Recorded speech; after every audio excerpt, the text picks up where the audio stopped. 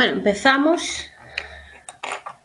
Hoy vamos a ya empezar a ver cosas más concretas. Recordad que en el tema 1 vimos toda una, pues como una especie de iniciación en conceptos, teorías, ideas sobre el lenguaje. En el tema 2 hablábamos de la parte más biológica, de esos sistemas que intervienen en el lenguaje y todo esto. Y aquí ya empezamos con el lenguaje en sí, ¿vale?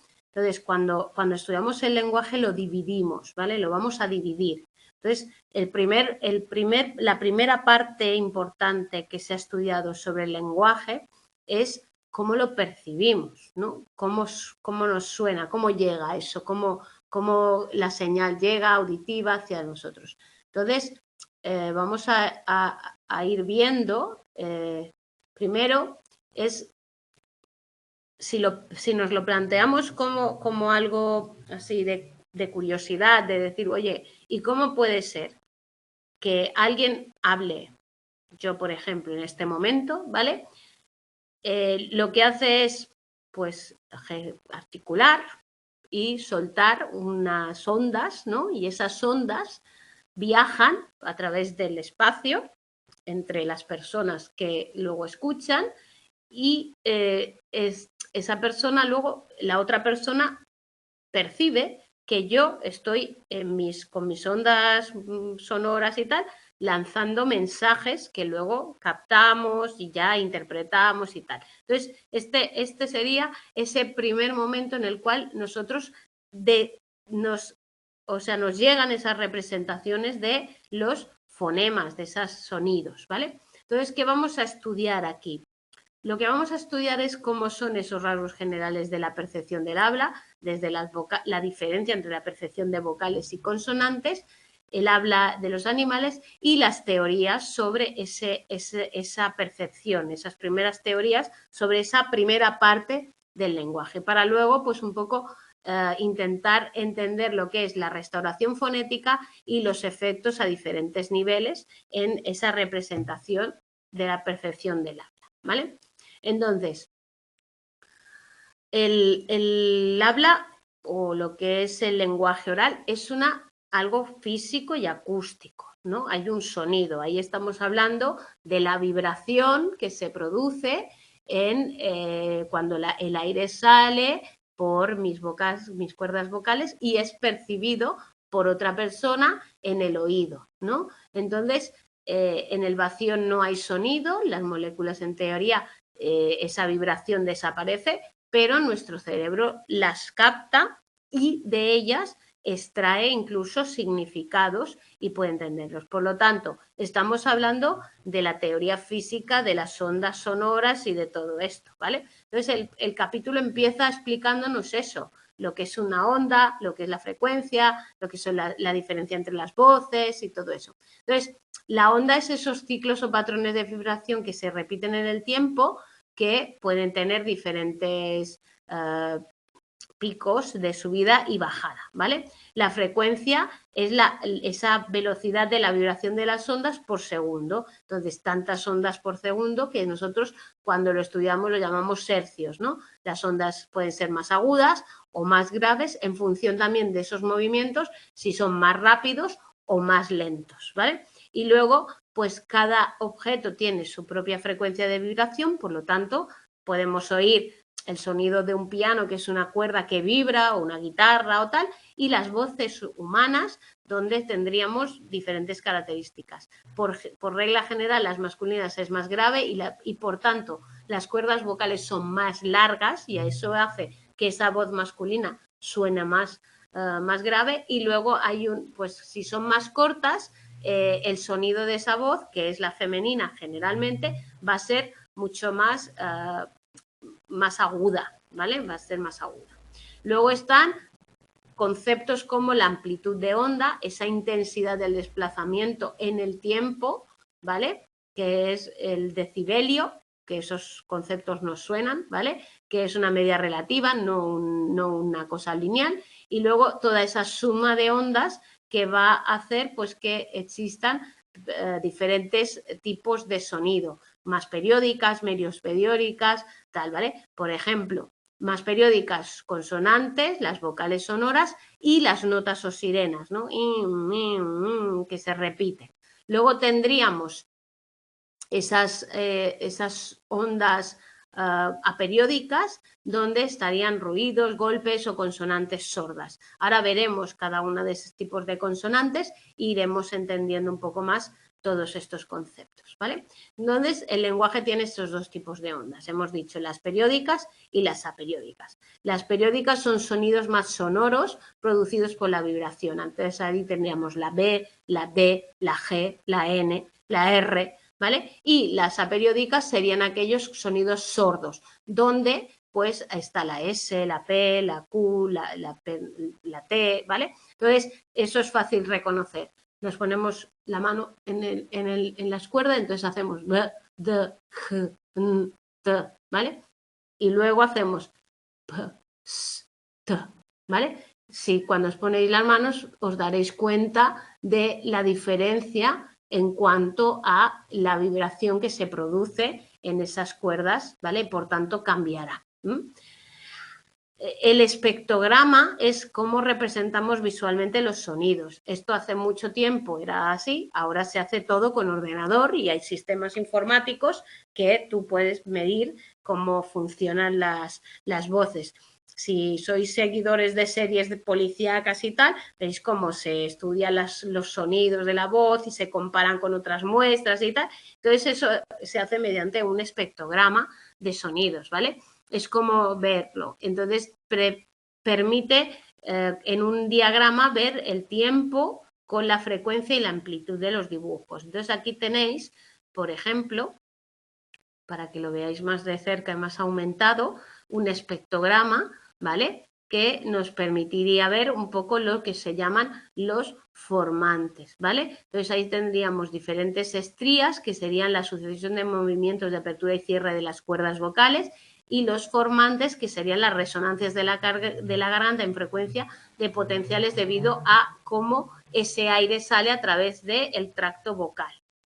Aquí esos formantes veremos otra vez, ¿vale? Entonces esos formantes son esa concentración de energía acústica que se produce en un sonido. Entonces, así como nosotros vamos haciendo esos sonidos al hablar, pues se irían pudiendo ver en ese gráfico los formantes y los diferentes sonidos y, por tanto, podríamos entender las características del habla a la hora de verlos. Vamos a seguir y ya veremos un poco más de esto. Entonces, una cosa que se ha intentado es hacer ese sonido del habla de manera artificial, ¿vale? Todos recordaréis a Stephen Hawking. Este señor se le creó un sistema para poder hablar mediante pues, un dispositivo con un software, ¿vale? Entonces, es verdad que a partir de ese espectrograma podríamos intentar replantear que los ordenadores o las máquinas reproducieran esa voz oral, pero todavía no se ha conseguido, tiene un cierto, una frialdad y le falta todavía pues algún tipo de matiz en el tema del habla que veremos que es por precisamente la capacidad de ese sistema que nosotros tenemos, que ya hemos dicho que es maravilloso, el lenguaje y todo eso, de peculiaridades concretas de ese sistema, ¿vale? Entonces, vamos a estudiar esos rasgos diferenciales o generales de esa percepción del habla para que nosotros entendamos un poco por qué esas máquinas o no perciben o no son capaces todavía de reproducir ese lenguaje hablado, ¿vale? Entonces, una de las cosas que ya hemos dicho que repetiremos durante todo el curso y que va a ser algo muy común es que el lenguaje es una cosa rápida y muy eficaz, ¿vale? El lenguaje se entiende, lo hablamos, lo aprendemos rápidamente y tal. Y por eso, como nosotros hablamos rápido, decimos muchos sonidos, se juntan unos con otros, tal, va a ser necesario que para entenderlo pues tengamos unos procesos perceptivos rápidos, robustos, ¿vale? mucho más rápidos que para el lenguaje escrito, que nosotros vamos a tenerlo delante, lo vamos a ver, lo vamos a poder volver a leer, vamos tal. Por lo tanto, una de las características del lenguaje oral es que es efímero y evanescente, es decir, yo lo suelto y ha desaparecido. Nosotros, la idea es, ya no lo oigo más, ya no sigue, por lo tanto, se ha perdido.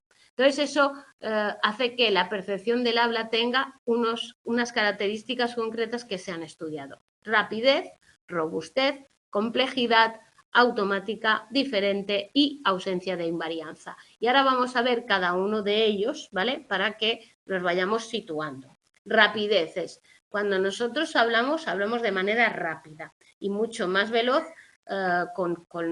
es un código muy veloz, ¿vale? Por lo tanto, nuestra capacidad de resolver temporalmente una señal es ilimitada, una señal, ¿vale? Pero claro, nosotros tenemos que, cuando hemos estudiado la memoria, la capacidad de procesamiento de información, ¿no? Aquella memoria operativa o de trabajo, decía que no podíamos asumir rápidamente tanta información, teníamos una limitación, o sea, una de las cosas que nosotros decíamos es que era limitado. Sin embargo, sabemos que el tema de cuando es la percepción oral, pues tiene una velocidad muy rápida y se pueden incluso gestionar muchas más unidades que de lo que nos creíamos. Estamos hablando incluso de entre 20 y 30 segmentos por segundo,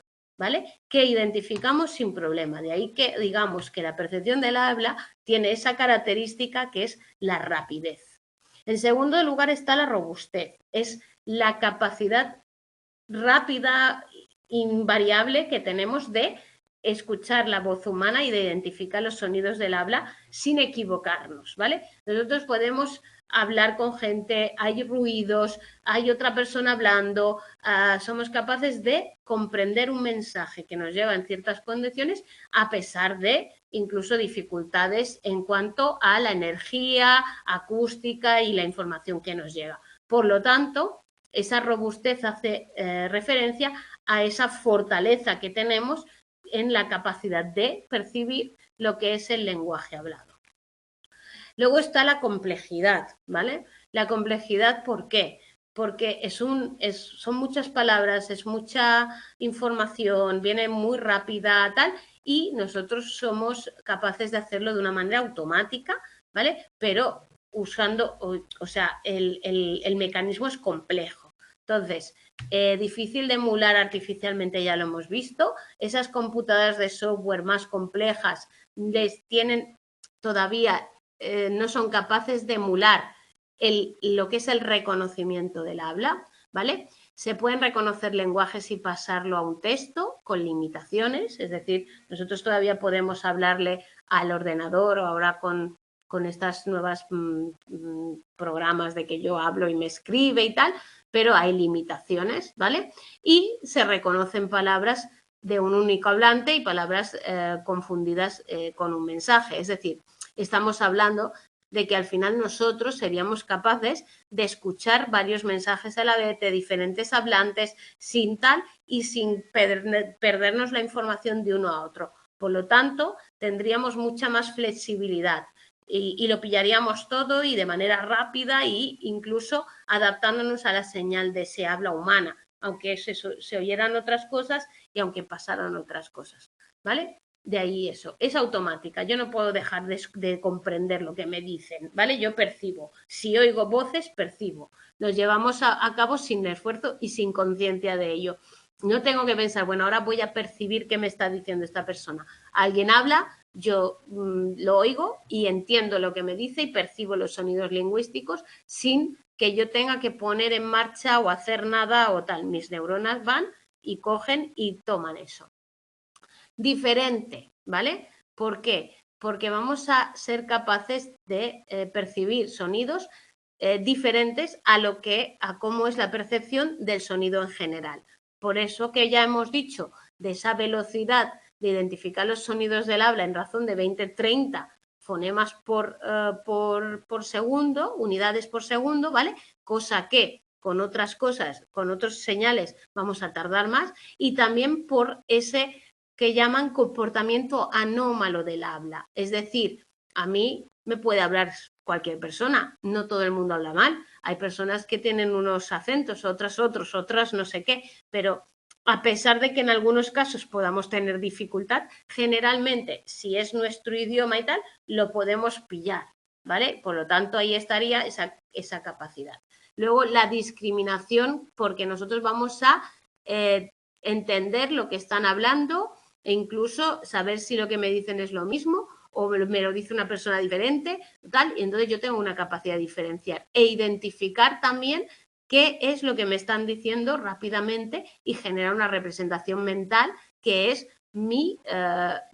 el significado de eso que me están diciendo. Está demostrado que cualquier persona puede discriminar entre unos 350.000 tonos puros distintos, pero solo identifica unos pocos, ¿vale? Por lo tanto, solo unos pocos individuos excepcionalmente tienen lo que se llama ese oído absoluto. Ahí estaríamos hablando de esa capacidad, por ejemplo, que tienen algunas personas de diferenciar las notas musicales, el descomponer el sonido, el tal, ¿vale? Eso poca gente es capaz de hacerlo, ¿vale? El sonido, el oído absoluto lo tienen poca gente, pero sí es verdad que nosotros somos muy rápidos identificando esos sonidos, ¿vale? Y luego que esa habla sigue una pauta distinta.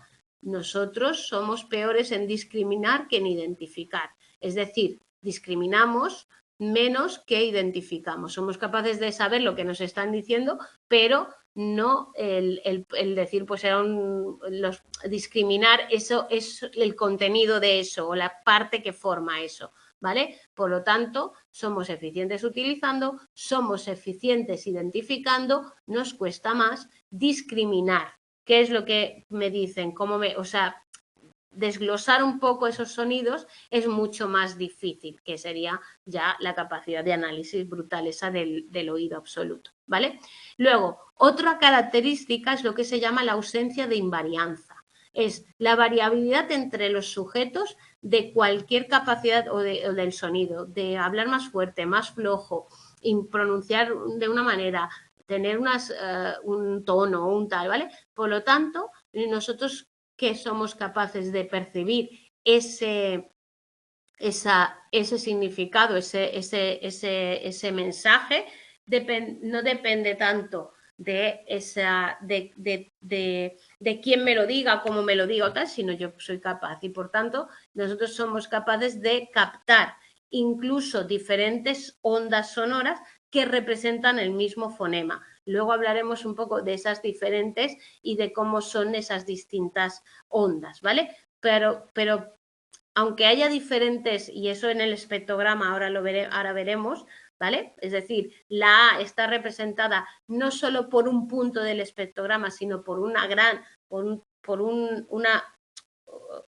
sería como unos límites, está entre dos límites de sonido, ¿vale? Y seguiremos oyendo una A, ¿vale? Es lo que estamos viendo. Entonces, hay puntos en los cuales yo de la A paso a la E, que estaría aquí representada, pero todo este trozo, todo el sonido que se representa entre estos límites será A para mí, ¿vale? Por eso es la invarianza. Luego la B, pues la B será de aquí a aquí. Entonces, podemos oír algo común en todas ellas y diferenciar de otras ondas que no van a ser As, ¿vale? Por lo tanto, ahí tendríamos la acción, la física de esa tal. Eso es una ampliación, como yo siempre cuento. La invarianza acústica se produce debido a que los detalles de esa realización del fonema varían en función del contexto.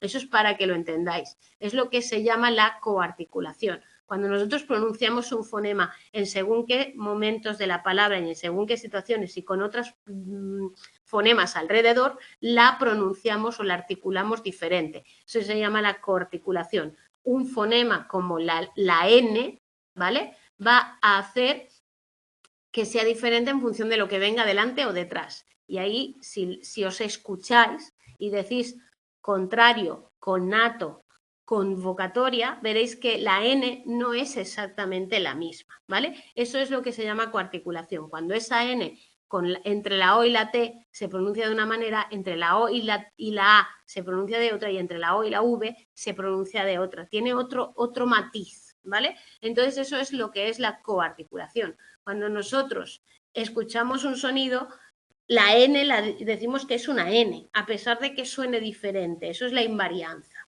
¿vale? Entonces, ¿existen mecanismos especializados en percibir el habla? Pues hay evidencia a favor y en contra, ¿vale? Ya empezamos con nuestras contradicciones en el lenguaje. Hay quienes dicen que hay un mecanismo especial para la percepción de los oídos, ¿vale? Entonces hay esa también postura radical que habla de que el mecanismo que actuaría en un módulo de funcionamiento rápido, encapsulado y tal, dentro de ese modelo modular que estudiábamos de Fodor, del que hablábamos en el primer tema, ¿vale? Y hay quienes consideran que lo especial es el estímulo, no el mecanismo perceptivo. Es decir, el habla tiene unas características concretas que hace que nosotros la recibamos o percibamos de una manera diferente a otros sonidos, ¿vale? Por tanto, por eso otros sonidos se quedan en el 7-9 y el habla se queda entre el 20 y el 30 de sonidos por segundo, ¿vale? Entonces, ahí estaríamos hablando de esas características especiales que sí tiene el habla humana. Y sobre todo, como ya hemos estudiado nosotros en desarrollo 1 y tal, esa capacidad nuestra de detectar desde pequeños esas características del habla humana y tal, ¿vale? Entonces vamos a ver cómo se perciben esas vocales y esas consonantes. Las vocales tienen pues un movimiento de apertura de la boca, ¿vale? Entonces, ¿qué pasa? Que cuando decimos vocales A, E, I, O, U, no hay restricción de sonido de la lengua, no hay restricción del aire, ¿vale? Y por tanto, son sílabas, vale, perdón, no se hacen sin dificultad. Las vocales pueden ser sílabas por sí mismas, eso lo sabéis, ¿vale? Y todos los idiomas y todos los lenguajes tienen menos vocales que consonantes. Estamos hablando de una media de 5, como las 5 que nosotros tenemos, A, I, O, U, ¿vale? Las consonantes, sin embargo, sí que requieren más cerramiento de boca en función de cada una de ellas. Hay un estrechamiento, restricción vocal. Las vocales A, I, O, U no cerramos. Las consonantes B, C, D, E cerramos la boca, ¿vale? Y por tanto hacemos. Para generar una sílaba tenemos que acompañarlas de una vocal, ¿vale? Y todas las lenguas que conocemos tienen más consonantes que vocales. Ahí está un poco esa lectura del castellano, que tiene 5 vocales, que se clasifican en función de cómo ponemos la lengua al decirlas. Si las decimos despacito y decimos la I, veremos que la lengua se queda en un sitio. La E, la A, la O y la U. Si sois capaces de hacerlo, os daréis cuenta de ese movimiento, ¿vale? Eso se llama el triángulo articulatorio de las vocales castellanas, según su posición de la lengua. Yo os he puesto aquí un dibujito, que es un dibujito cutre, pero para que vosotros veáis cómo se mueve la lengua. La I, cuando decimos la I, la lengua está aquí, delante, ¿vale? La E, la A, la O y la U. Y la U te lleva la lengua para atrás. ¿Verdad? Que como lo hacemos muy rápido, pues no nos damos cuenta. Pero hay ese movimiento, ¿vale? Y de ahí que se hable de ese triángulo, para visto la forma, ¿vale? Luego está el papel de los formantes.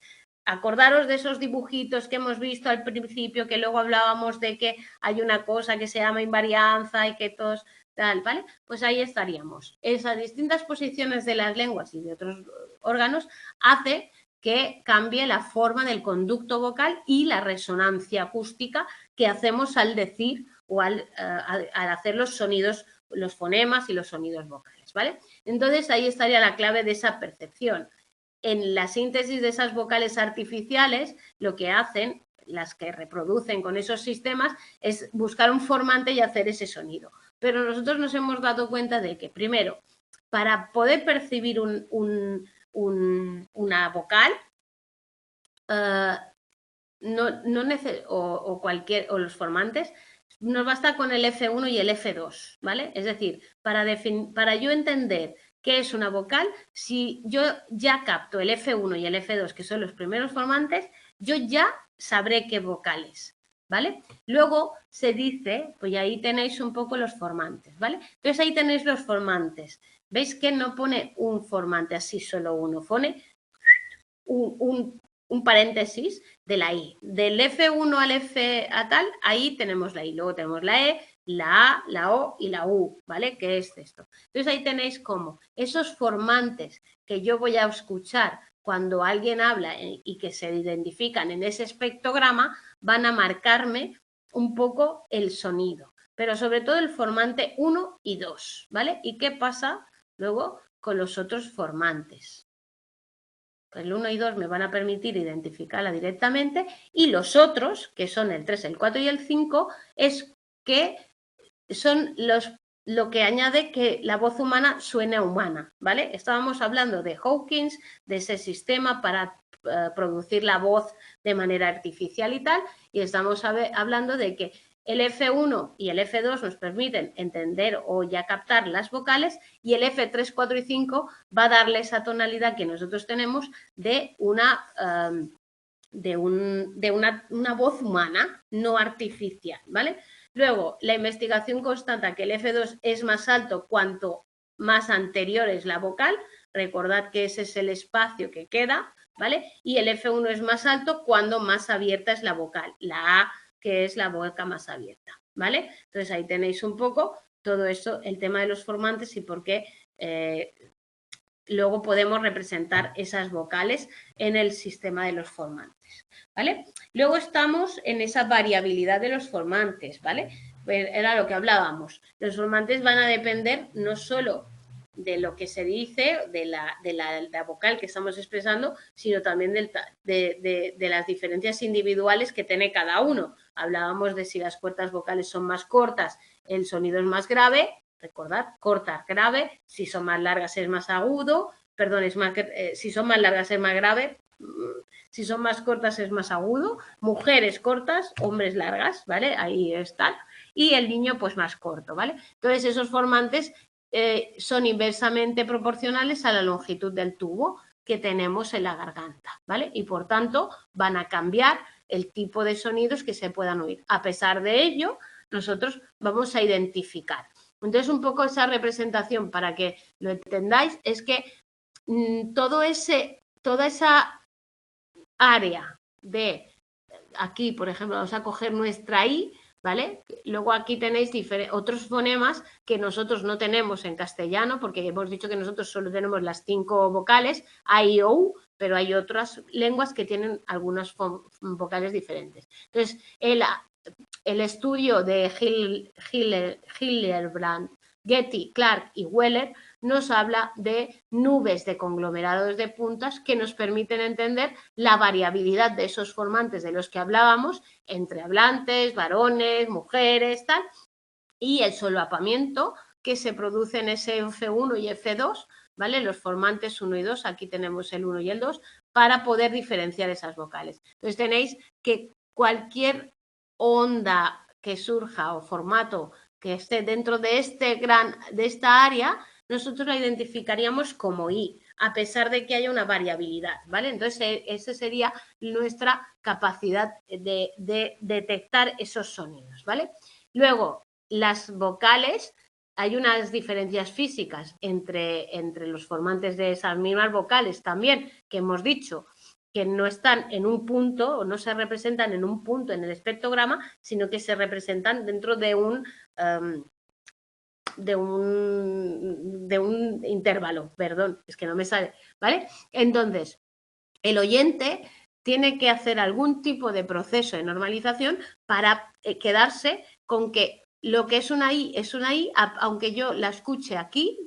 Esto es el dibujo de esa I representado, lo veis aquí, ¿vale? Entonces, si yo estoy aquí o estoy aquí, a este lado o a este, sigo oyendo la misma I. Es lo que estábamos hablando antes. Por lo tanto, ahí estaríamos en que algo tiene que haber una normalización o una estandarización que haga que nosotros siempre entendamos que eso es una I, ¿vale? Hay una teoría de la razón entre formantes. La identificación de esas vocales no depende de valores absolutos, sino que depende de la razón o proporción de estos. La I tiene ese FI muy bajo y el F2 más alto, ¿vale? O sea que la distancia entre estos dos, entre lo de arriba y lo de abajo, F1 y F2, sería lo que marcaría esa diferencia para que yo entienda que eso es una I y no una E, ¿vale? Y estaríamos hablando de todo ese margen de diferencia entre uno y otro, ¿vale? Luego estaría el modelo de normalización intrínseca, estamos explicando esta de esto, ¿vale? Y entonces se considera que cada vocal aporta suficiente información acústica en sí misma para que nosotros ya la entendamos directamente y la tengamos clara. Ahí estaría como cada formante o cada dibujo de cada vocal sería diferencial de cada una de ellas y por tanto no habría que hacer ningún tipo de transformación ni de nada, ¿vale? Entonces ellos hablan de una frecuencia fundamental de la voz, que es la pista para nosotros entender y también saber qué parte de eso lo dice una mujer, lo dice un hombre, lo dice tal. Y ahí estaríamos en esa evidencia experimental de esos estudios artificiales con esas máquinas que intentan reproducir el lenguaje oral, donde las vocales se hayan influidas por algún otro mecanismo que las hace diferenciar. Luego tendríamos los modelos de normalización extrínseca que defienden pues, que los oyentes necesitan información externa de la vocal para captar o entender como marco de referencia y eso serían las características del hablante, ¿vale? Cuanto más amplio es contexto más amplio del habla, pues la relación sería que nos lo dijera un hablante determinado, este sería lo que nosotros sacaríamos como fragmentos para luego entender lo que están diciendo, ¿vale? Es un poco las teorías para explicar cómo entendemos ese lenguaje y sobre todo ese conjunto de vocales que están ahí. Y entonces tenéis un estudio donde se identificaron esas vocales sintetizadas, es decir, estas artificiales que hemos dicho, ¿vale? Y parece que mostraron que la identificación de las vocales está influida por los cambios formánticos de la frase. Es decir, todo ese dibujito que vemos o que veíamos en el espectrograma que nos mostraba diferentes formantes, pues también influiría sobre esa percepción, ¿vale? Y por tanto, lo que el oyente hace es evaluar el rango de esos formantes para poder entender lo que sería el sonido del habla o el sonido o ese vocal, ¿vale? Entonces ahí tendríais esa percepción continua de las vocales que, como hemos dicho, están moviéndose, ¿vale? O sea, moviéndose en un rango y en ese rango en que todavía no llega aquí es donde ya empezamos a identificar la E. Pero mientras tanto, en todos estos, ¿vale? Hacia un lado o hacia otro, ¿vale?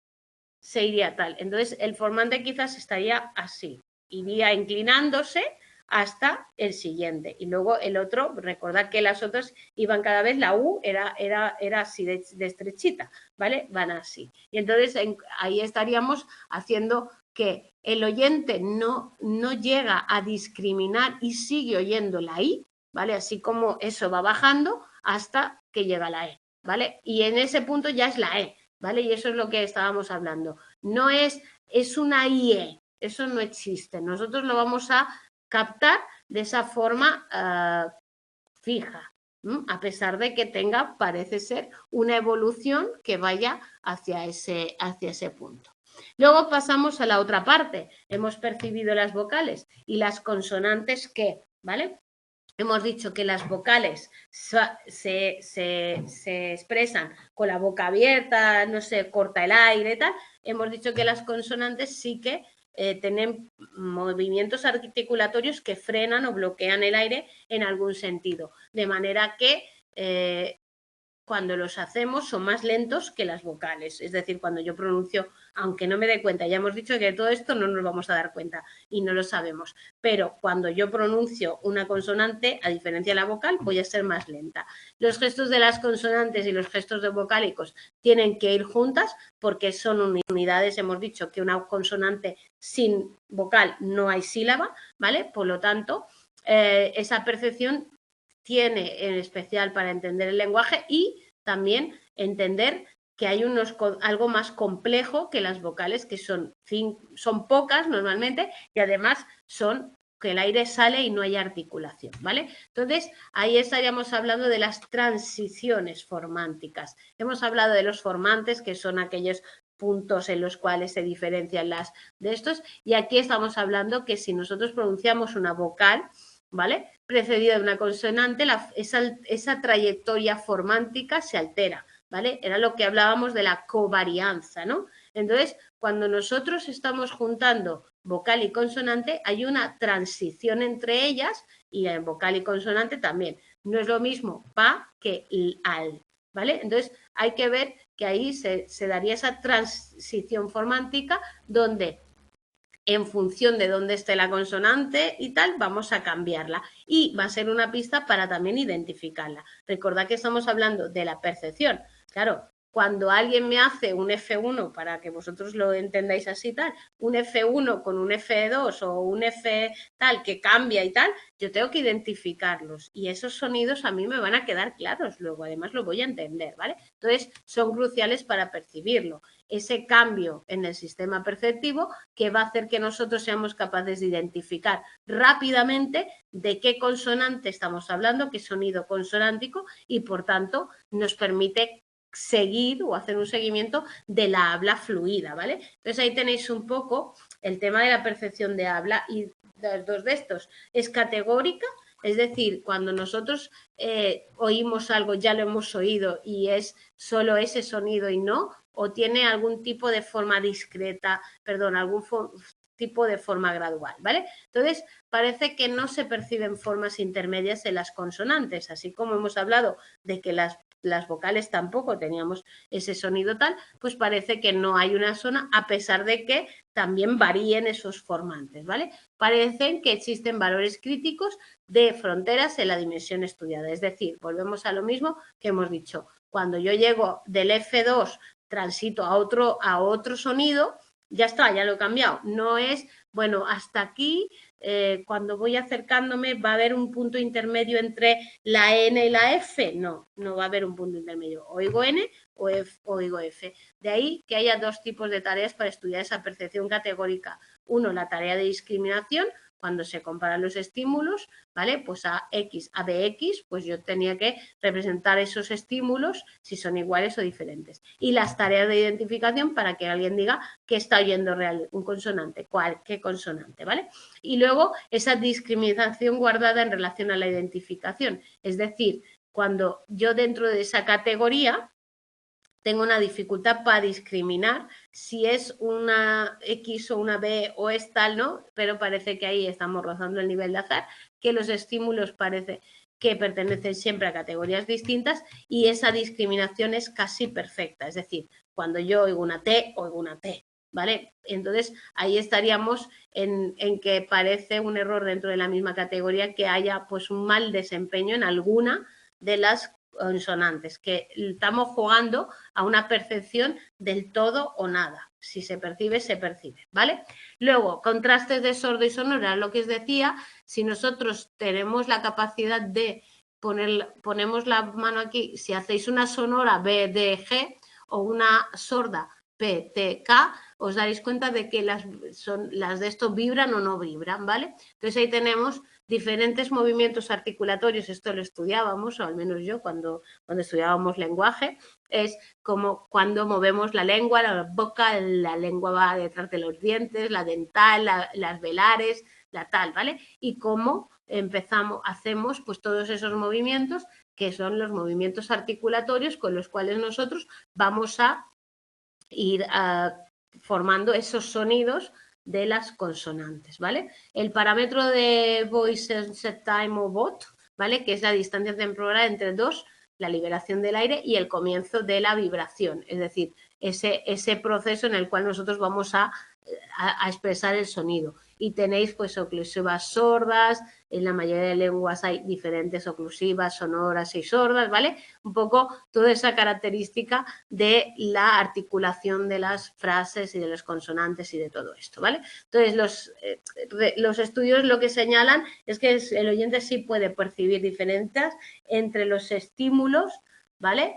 Y cuenta pues con esa capacidad de organizar la representación prototípica, que era el mejor modelo de algo, ¿vale? Para poder percibir de manera categórica y no caer en no sé qué me están diciendo, tal, y de esa manera extraer el significado de lo que nos están diciendo, ¿vale?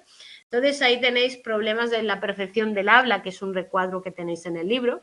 Ahí hablamos de qué factores dificultan la percepción. El ruido ambiental, evidentemente, las diferentes individuales de la pronunciación, de cómo hablan, de qué hablan, quién habla, ¿vale?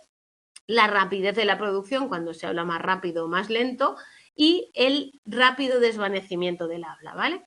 Lo de la rapidez de la producción del habla, recordad que estamos hablando de que estamos en 20-30 por segundo en percibir, o sea, la cantidad de información que percibimos, y el desvanecimiento es que ya se ha ido. Yo ya lo he dicho, ya se ha ido. Entonces entra otra cosa, ¿vale? Y es rápido. Ahí tendríamos esos dos factores que convierten la percepción del habla en una tarea muy compleja, para que lo entendamos, es el problema de esa continuidad y la ausencia de varianza. El problema de continuidad, la habla es continua y no segmenta en palabras, es decir, yo voy hablando, vosotros me estáis escuchando, veis que yo sigo hablando, tal, y lo estáis escuchando, ¿vale? Y luego tenemos la ausencia de invarianza, que era lo que hablábamos antes. Los sonidos no son exactamente siempre los mismos, ¿vale? Por esa relación, ¿vale? Con otros sonidos que aparecen delante o detrás y tal, ¿vale? Por lo tanto, cambian. Luego, el habla en animales. Os habla de algunos trabajos que demostraban pues esa percepción categórica de los fonemas que es innata al ser humano y que se manifiesta desde los primeros meses. Lo de la percepción categórica es nosotros oímos y oímos lo que oímos, ¿vale? Entonces ahí tenéis pues algunos estudios con chinchillas, con periquitos, sobre la percepción de esos sonidos, ¿vale? Entonces, lo que pasa es que al final en vez de creernos que la percepción categórica de los sonidos es algo único, humano e innato, podemos entender que los animales pueden también tenerla o no, eso no tal, ¿vale? Y también podríamos entender que es algo normal y general en todos los mamíferos o todos los animales, ¿vale? O sea, no tenía por qué ir en contra. Eso es un poco para siempre surge esa contradicción en ¿es solo humano o no? ¿Vale? Que era muy típico antes el estudiar pero esto solo lo hacen los hombres o también lo puede hacer todo el mundo, los animales también lo hacen, no sé qué, ¿vale? Es un poco esa idea. Luego, para explicar todo esto hay 3 teorías, si no recuerdo mal, ¿vale? La teoría motora lo que dice es que nosotros para percibir un sonido, estos sonidos articulatorios del habla, verdaderamente lo que hacemos es percibir el movimiento articulatorio que hace la persona al decir ese sonido y por tanto lo que nosotros estamos introduciendo no es que haya una cosa sonido que puele, sino lo que vemos a nivel motor, ¿vale? Y eso es la teoría motora de la percepción, es decir, yo percibo la forma en que tú articulas esos sonidos, ¿vale? Por lo tanto, esas órdenes sonoras son invariantes porque yo al articular la D, la C, la K, siempre la articulo igual, no cambia aunque haya otra de esto al lado, ¿vale? El sonido cambia, pero la articulación no, pues eso haría que siempre se oyera la misma de esto y que no hubiera pues esa varianza, ¿vale? Entre tal. Y total, que nosotros cuando escuchamos a alguien hablar, lo que hacemos es decodificar de alguna manera y reconstruir lo que su movimiento, toda el área motora, ¿vale? Y por tanto, para nosotros, los oyentes, se sirven de esos mecanismos de su propia producción, es decir, yo me sirvo de lo que yo hago al articular para entender cómo articula otra persona, ¿vale? Entonces ahí entraríamos en que es bastante difícil explicar con esta teoría todo lo que requiere, lo que es la percepción del habla, ¿vale? Pero es una teoría que está ahí. Luego hay alguna evidencia además a favor en esa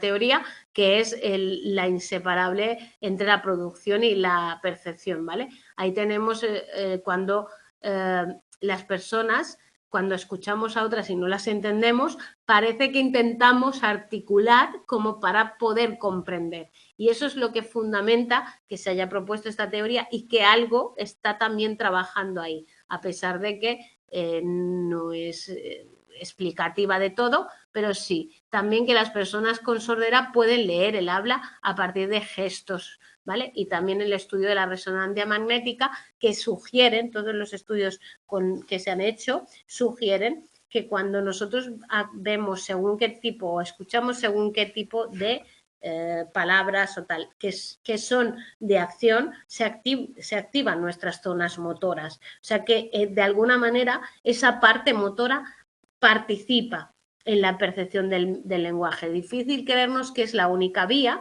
pero sí participa. Y luego el efecto McCourt. El efecto McCourt hace referencia, y seguro que os ha pasado, a ver una película o un de esto cuando está mal doblada, ¿vale? No sé si alguna vez habéis visto esto, pero cuando está mal doblada algo y vemos una imagen de alguien hablando y oímos algo que no está doblado correctamente y lo que es la articulación no cuadra con el sonido, nos genera mucha dificultad y nos genera el efecto Scrooge. Combina información visual cuando habla. Entonces, cuando nosotros vemos a alguien que habla y los labios no coordinan, nos damos cuenta de que nosotros, a la hora de escuchar, también nos fijamos en esa actividad motora. Si no hay nadie que hable y no le vemos, no, ¿vale? Eso es otra cosa. Pero si está, genera ese efecto. Luego está la segunda teoría de la percepción del habla, que es la teoría realista directa, que la propuso Fowler, ¿vale? Entonces, lo que él dice es que el objeto de la percepción es de tipo articulatorio-motor, ¿vale? Pero no supone que el oyente deba tener acceso a esa producción para reconstruir la fonética. Es decir, él habla de que sí, de que hay esa parte motora interviene, que no hay un módulo especial para la decodificación del lenguaje, pero habla de que no tengo por qué producir para yo entender, ¿vale? Sino simplemente yo a partir de lo que veo y tal, pues luego me percibo ese lenguaje, ¿vale? Entonces, base de la perspectiva ecológica o parte de esa perspectiva ecológica de Gibson, ¿vale? Y entonces habla de la propia estructura de ese desequilibrio, ya incorpora información necesaria para percibir las cosas y, por tanto, la influencia. Entonces, Fowler habla de esa señal acústica, que es un estímulo proximal que proporciona ya información sobre esos estímulos distales o gestos articulatorios, ¿vale? Por lo tanto, estaríamos hablando de que son esos gestos articulatorios los que nos permiten entender las cosas sin necesidad de reproducirlos nosotros motoramente, sino simplemente yo capto lo que otro articula, ¿vale? Hay críticas a eso porque los objetos propios de la percepción del lenguaje sean los articulatorios y luego porque nosotros percibimos sonidos sin que haya articulación, ¿vale? Es decir, el sonido de un violín, el sonido de tal, o el sonido de alguien que habla sin que le veamos, no lo vemos articular y entendemos ese sonido. Entonces tenemos una teoría auditiva general que dice que los mecanismos perceptivos generales de la audición son los que nos ayudan a percibir el lenguaje, que no hay ninguna cosa especial para decodificar el lenguaje, ¿vale? Sino los sonidos del lenguaje se perciben y dependen de algo, pues de la audición y de la percepción en general de nuestro sistema perceptivo, ¿vale? Pero, y no hay ninguna cosa de articulación, ningún movimiento ni nada. Y ahí surge esa hipótesis de la potenciación auditiva. Dice que esos sonidos de las lenguas que nos hemos adaptado para convertirse en algo muy potente y robusto y, por tanto, para nosotros es más fácil o ha habido una optimización en el reconocimiento de toda esa parte fonológica, ¿vale? ¿Vale? Y para terminar, veamos el efecto del contexto en la percepción del lenguaje. Es algo que ya comentábamos el otro día, ¿vale? Nosotros, el fin del lenguaje o de la percepción es extraer esos sonidos, pero es saber el significado de esos sonidos. Claro, ahí es, acordaros que hablábamos de si intervienen o no los otros procesos. Si nosotros tomamos como modelo el modelo modular dice que cada cosa trabaja por separado, individualmente y sin intervención de otras facetas. Pero claro, si yo oigo algo y no está participando mi sistema superior o la información que yo tengo sobre ese algo, ¿cómo soy capaz de entenderlo? ¿Vale? Es decir, un poco qué información, si me basta, perdón, para que yo lo diga bien, si me basta lo que oigo para entender o si necesito tener yo lo mío, poner mi parte para entender, ¿vale? Sería efecto de arriba abajo, me viene el estímulo, yo lo entiendo, o de abajo arriba. Y entonces, hasta dónde esos dos sistemas están interaccionando en la comprensión o la percepción del habla, ¿vale? Entonces, ahí se han estudiado con diferentes cosas y una de las que parece demostrar que hay un efecto de contexto, es decir, que lo que hay alrededor y mi propio sistema superior, aquel de la semántica, donde yo tengo el significado de las cosas y tal, está trabajando, es en la restauración fonética. Es decir, hay os describe un trabajo de Richard Warren donde se ponían frases completas a las que había sustituido por zumbidos, por ruidos, por tal. Es como que tú te estoy hablando y soy un pip y corta. Pero que había mucha gente que no solo seguía y escuchaba y entendía, sino que decía que él había oído lo que decían. Eso es como que nosotros en unos fonemas que se nos quitan o nos eliminan, los restauramos, los ponemos, ¿vale? Y los escuchamos, ¿vale? Por lo tanto, eso es la teoría de la restauración fonética. Yo, con mi propio significado, si tú me dices una palabra mal, yo ya la puedo poner. Otra cosa es que te corrija, no, pero has dicho tal. Pero normalmente nosotros corregimos y muchas veces, muchas más de las que nos creemos, no nos damos cuenta de que alguien nos ha dicho una palabra mal o nos ha dicho algo mal y hemos restaurado esa fonética, ¿vale? Luego está el experimento con frases que se percibían la palabra en función del contexto de la frase, ¿no? Acordaos que también lo explicamos a esto. Al final, entro en la o se puso la cara, entro en la casa, se puso la capa. No necesito ver que ahí hay una S o una P, ¿vale? Sino que yo puedo, tal, si tú les ponías ahí un pip, cap, pip, tal, entonces ellos tal. Pensad que ahora lo estamos haciendo como muy manipulado, pero que si tú vas oyendo, como ahora que yo estoy hablando así tal y cual, o incluso que estamos hablando y suena un ruido y tal, y seguimos hablando y nos seguimos, no es que no soy, es que a veces ni parece que no estemos ni que oír, ¿vale? Entonces se trata de un efecto perceptivo o postperceptivo, es decir, lo coloco yo después de haber percibido o durante la percepción. Ahí hay una evidencia de que se da esa restauración de los fonemas, es un efecto realmente perceptivo, porque la gente no reconoce no haberlo oído. Ellos tienen la sentencia de que lo han oído, ¿vale? Entonces también en el lenguaje escrito se puede dar. Ahí hay una frase, ¿vale? Os la dejo para que la leáis y me digáis qué pone. Eso es un trabajo que hacemos con los niños, por ejemplo, para mejorar la percepción del lenguaje escrito y esto. Pero ahí hay una frase que yo estoy segura que vosotros, a pesar de que falte la mitad, podréis llegar a saber lo que pone. Si alguien no lo descubre, me lo diga, ¿vale? Y entonces pasamos al otro. Esos efectos de arriba a debajo de alto nivel, es decir, esos procesos de alto nivel, que es la representación superior de la palabra, su significado y todo eso, tiene que ejercer algo para que yo identifique tan rápidamente la palabra si interviene el contexto, ¿vale? Entonces, al final, aunque yo esté percibiendo la información que me viene de alguien que me habla, ¿vale?